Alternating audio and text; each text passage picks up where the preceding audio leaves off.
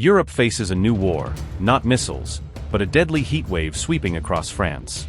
For the first time, temperatures have climbed to record-breaking levels across large parts of Europe. French hospitals and funeral homes are struggling to cope as heatwave-linked deaths continue to rise. Has climate change brought Europe to its knees as death, disruption, and despair grip multiple nations? We know that in Europe, thousands of people die due to extreme heat every year. We know that the contribution of climate change to that is very strong. In general, we tend to put it at about a two-thirds increase in the number of deaths. So about two-thirds of the heat deaths that we see tend to be attributable to climate change. Europe's energy network has also taken a massive hit during the heat wave, leaving leaders facing yet another crisis. A deadly heat wave sweeping across the European continent has shattered temperature records across multiple countries. From Paris to London, temperatures climbed beyond a scorching 40 degrees Celsius on June 28. France has borne the worst of the crisis, with the death toll continuing to rise amid the relentless heat. Hospitals and funeral homes across Paris are reportedly struggling to cope with the unprecedented surge in casualties. At least 109 heat-related deaths were recorded in a single day on June 26 alone, according to reports. The growing number of fatalities has reportedly pushed funeral homes across the French capital beyond capacity. Paris emergency medical services received more than 3,000 calls within a week, marking a staggering 80% increase. Meanwhile, emergency room visits across Paris's public hospitals surged by an alarming 36% during the heat wave. Cardiac arrests emerged as the leading cause of deaths, while several patients also suffered severe hyperthermia triggered by extreme temperatures. France's health minister has warned that the death toll could climb even higher as the dangerous heat wave continues. Since the onset of the heat wave, at least 74 people have reportedly drowned in rivers, ponds, and swimming pools, according to France's interior minister. France has also banned public drinking and imposed tighter restrictions on alcohol sales to ease mounting pressure on overwhelmed hospitals. Well, I'm not sure that it's going to be respected, you know. But anyway, and then I don't see what difference it makes, the fact of drinking or not drinking alcohol. I mean, with the heat, yes, but well, there are other countries where there is heat and they also drink alcohol, so I don't see what it will change. Especially to ban it 2 days before the end of the heat wave. And then a person, if they know that they can drink, why forbid them if they think they can drink 2 or 3 glasses? I don't think it makes sense to forbid it. People are responsible for themselves.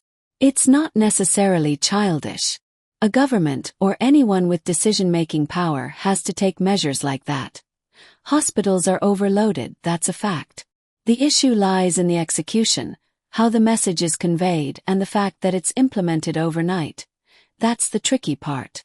But there may finally be some relief for Paris, with rain showers forecast to bring temperatures down in the coming days.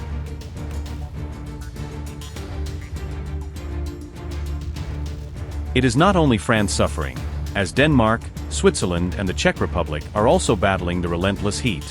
Across Europe, soaring temperatures have triggered widespread disruptions to electricity supply and critical energy infrastructure. In Germany, authorities have curtailed non-essential train travel after the rail network was disrupted by the extreme weather. Hungary's nuclear power plant has also been forced to reduce electricity output because of exceptionally high temperatures. In Italy, dozens of people have reportedly drowned after entering rivers, lakes, and coastal waters in an attempt to escape the heat. The husband of Italy's cabinet minister Eugenia Roccella has also been reported missing in Rome amid the ongoing emergency. Scientists now say this year's heat wave is the most intense and destructive ever recorded across Europe. So we found that in the last 50 years since a previous heat wave affected Europe in 1976, that the chance of a heat wave like this has gone from almost impossible to something that we'd expect to see every couple of decades. And as the climate continues to warm, we will see events like this increasingly frequently. And in a future climate, this may be something that we expect to be commonplace. We know that in Europe, thousands of people die due to extreme heat every year. We know that the contribution of climate change to that is very strong. In general, we tend to put it at about a two-thirds increase in the number of deaths. So about two-thirds of the heat deaths that we see tend to be attributable to climate change. The first major European heat wave in 2003 was widely regarded as the wake-up call of Europe to climate change. And what that meant is countries started to plan for extreme heat and start to put in place some protections. But what we've found is that even since those plans started to be put in place, the increase in the likelihood of extreme heat like this has been really dramatic. Two main things we can do about climate change.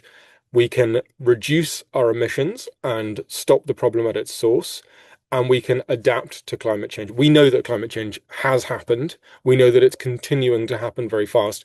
We need to adapt our societies, our infrastructure, our behaviors to these new temperature extremes. We need to expect them to happen. They're only going to become more frequent in the near term.